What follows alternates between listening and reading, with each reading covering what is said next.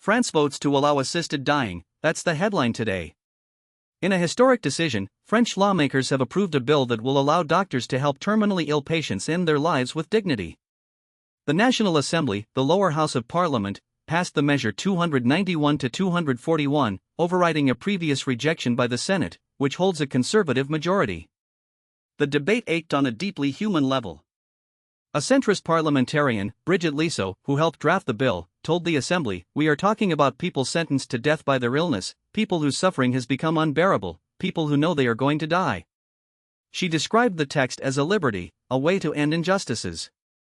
The law, she said, marks one of France's biggest social shifts in decades. So what does the law really say? First, it applies only to adult patients who are French citizens or have lived in France on a stable, regular basis. Second, the patient must be suffering from an incurable, deadly disease in an advanced or terminal stage. Third, the pain must be either unbearable or resistant to medication. Finally, the patient must be able to freely express their will. Once a patient suivi the request, a doctor and a specialist panel will have 15 days to assess it.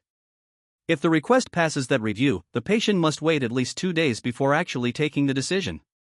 Then the patient would self-administer the lethal dose, unless they're physically unable, in which case a doctor or nurse could step in to help them. Under earlier French law, patients could refuse treatment, but doctors were prohibited from actively helping them die. However, families could decide to switch off life support for a comatose relative. This new legislation lifts that restriction for terminal patients. Prime Minister Sébastien Lecornu has already signaled that he will refer the law beds to the Constitutional Council for a final review. If it passes that final hurdle, France will join a small group of countries that have legalized or partially legalized assisted dying. Switzerland, which allowed it since 1942, was followed by Belgium, the Netherlands and Spain over the last 25 years, in the United States Additionally, public support in France has surged since the early 2000s, spurred by cases like Vincent Humbert, who became paralyzed, mute, and blind after a car crash, who campaigned for the right to die. This act of legislation now turns an abstract debate into tangible reality for French patients. In a country that values life and liberty, this law stands as a testament to the growing conviction that, when all other options, the choice to end suffering is an individual right, not a state duty. Thank you for listening.